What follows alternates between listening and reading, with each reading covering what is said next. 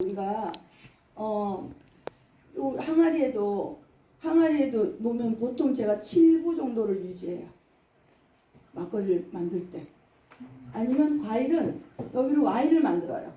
와인 효모를 넣어서 같아요. 통에다가 집어넣어요. 과일 넣고 그 다음에 효모 집어넣어서 물 적당한 양의 비율을 맞춰서 센 술을 만들려면 알코올 도수가 높은 술을 만들려면 물을 적게 넣어요. 알코올 도수가 와인도 마찬가지예요. 얘는 이렇게 집어넣었을 때 얘는 와인이 되죠. 와인. 여기에서 와인이 된 상태에서 와인에서 다시 발효 과정을 초산균이라는 것을 덧입히면 얘는 식초가 돼요. 과일 식초. 여기는 과일 식초예요. 그 다음에 여기는 막걸리에다가 어떻게 하겠어요? 여기다 뭘 집어넣을까요? 여기가 이제 막걸리 식초가 될 때. 얘는 와인에다가 뭘 집어넣었죠? 초산. 네, 여기도 마찬가지예요. 초산균을 갖다 입히면 여기에다 막걸리 플러스 여기다가 초산균을 입히면 여기가 막걸리 식초가 돼요. 예. 그래서 식초는 두 가지로 나눠져요. 얘는 산도가 있어요. 그죠? 네. 산성. 네, 우리 피부도 약산성. 네. 우리 피부에 세균이 붙었어요. 근데 세균이 여기서 살지 못하는 이유 약한 우리 땀 막 흘리고 나면 시큼하죠. 피부에 약산성을 유지해요. 네. 그래서 식초로 이렇게 헹구시면 피부가 좋아진다는 것들이 그래서 이유가 있어요. 네.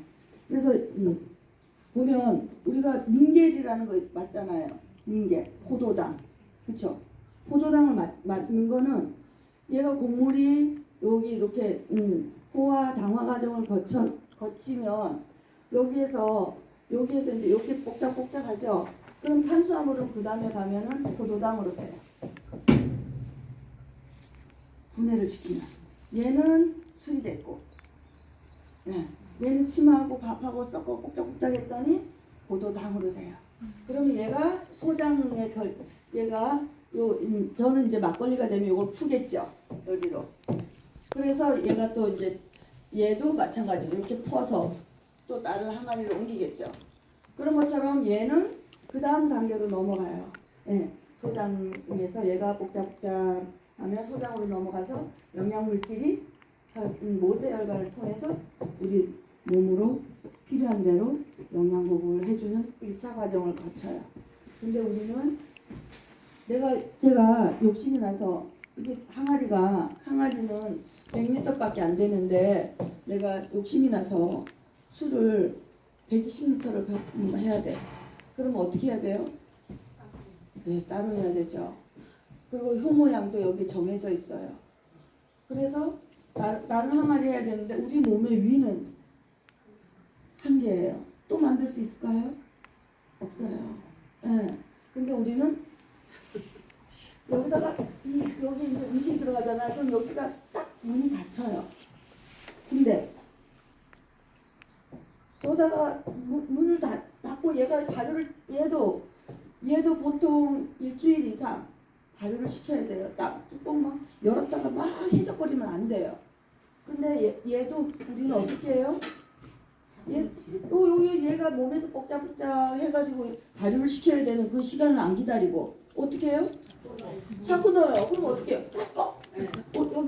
여기가 다 차니까 꿀꺽 올라오니까 역류성 식도염은 과식에서 오는 병 중에 하나예요. 그래서 우리 몸은 발효 공장이라고 하는 게 저는 발효를 보고 배우면서 이렇게 이해가 됐어요. 아, 내 몸이 내가 발효 과정을 거쳐야 되는 이 시간에 이 술이 맛있는 술이 되려면 어떻게 해야 될까요? 네, 시간이 있어야 돼요. 그다음에 적당한 공기가 있어야 돼요. 맞죠? 네, 적당한 물이 있어야 돼요. 얘가 밥만 넣고요, 물을 안 넣으면 어떻게 돼요? 썩어요. 맞아요. 얘는 어떻게 해야 될까요? 네, 마찬가지예요. 네, 적당한 이게 야채에도 여기에 특히 과일에는 막 90% 이상의 수분이 있어요. 그래서 그 수분과 건더기와 적당하게 넣었을 때 내 몸은 건강체로 가져요. 예. 저는 병원에 있을 때 이런 것들이 이해가 안 됐어요. 몰랐어요. 너무 무식했어요. 내 몸에 대해서.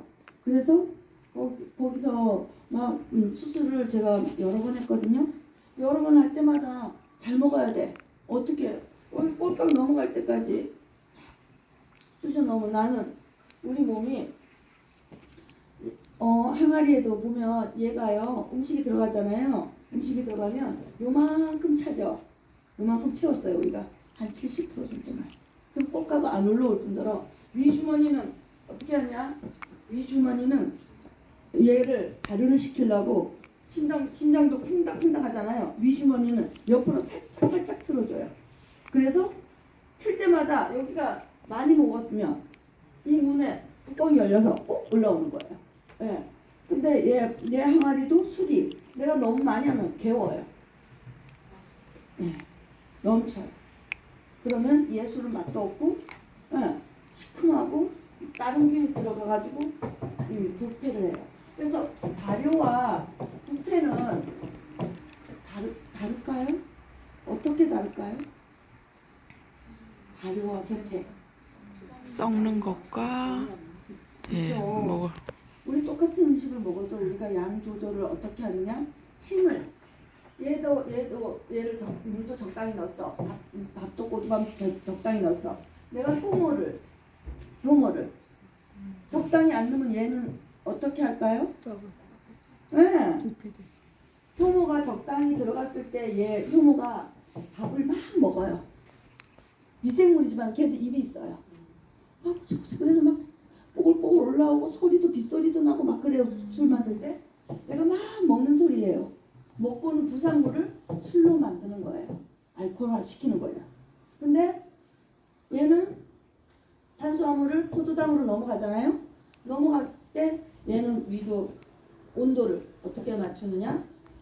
이렇게 특히 이제 이해하기 쉬운 게 뭐냐면 아기들 남자분들의 성기 필요에 따라서 혈액이 모아지면 거기가 따뜻해지면서 그쪽으로 혈액이 쏠려요.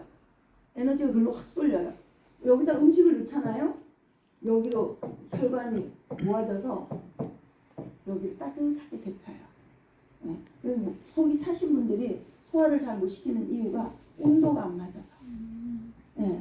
그래서 소화가 잘 안 되시는 분들은 배에다 따뜻한 걸 좀 대주시면 얘가 발효시키는데 도움이 되겠죠. 네. 차가운 음식을 먹게 되면 얘 발효 온도를 낮추는 거예요. 그러면 어떻게 돼요? 네. 얘 내가 항아리에다가 술 잔뜩 해놨어. 여기다 얼음 덩어리를 집어넣으면 얘가 어떻게 될까요? 네. 발효 시간도 오래 걸릴 뿐더러 얘가 잡균이 들어갈 수 있는 확률이 있어요. 네. 그렇기 때문에 내가 음식을 아니면 지금 술을 아니면 식초를 할 때 적당한 양과 적당한 시간과 적당한 온도가 아주 필수 조건이에요. 네. 그래서 나의 몸하고 지금은 이제 보면 그래서 얘는 이제 밥을 내가 효모가 부쩍부쩍 먹어서 이제 알코올이 됐어요. 그죠? 알코올이 됐는데 얘가 효모보다 밥을 이제 효모 양을 적당히 이제 내가 효모가 만약에 쌀을 만약에 제가 5kg를 했어요. 5kg 했는데 내가 효모를 한 600g 넣어요. 예. 물량을 내가 알코올 도수를 어떻게 하느냐에 따라서 물량을 제가 조절하겠죠. 뭐 2.5kg를 넣든지 5kg를 넣든지 1대1로 넣든지 이렇게 했을 때 효모양을 줄이잖아요. 줄이면 얘는 요만큼의 600g에 넣는 이유는 얘가 나도 음식 이거 있다고 이거 오늘 지금 다 먹을 수 있어요? 못 먹잖아요. 효모양이 먹을 수 있는 양이 있어요. 얘가. 근데 얘가 600g이 먹는 양이 5kg인데 내가 쌀을 6kg 넣었어요. 한꺼번에. 그러면 100g은 남겠죠? 그죠? 남으면 얘는 밥이 삭으면 단맛을 내거든요. 그러면 요 100g에 대한 부분들은 발효가 덜 일어나요. 그리고 천천히 얘가 새끼 쳐가지고 효모가 막 증식돼가지고 알코올이 좀 더 많은, 그래서 이렇게 잔당률이 있는 술은 오래 두기가 힘들어요. 네. 그래서 저는 식초를 만들 때는 거의 효모 양을 여기 얘가 밥을 다 먹을 수 있는 양을 넣어주죠. 그래서 단맛이 없는 술을 만들어요. 식초는. 그래서 각자의 이 음식을 먹는 거 중요해요. 그렇지만 내가 몸을 조금 이해한다면 내가 양 조절이나 이런 것들이 어떻게 하느냐에 따라서 내가 똑같은 음식 먹을 때 발효를 만드느냐 아니면 부패를 만드느냐 내가 선택하는 거예요. 네. 그렇게. 네? 어떤 비율? 그래서 이게 술을 만들고 싶으시면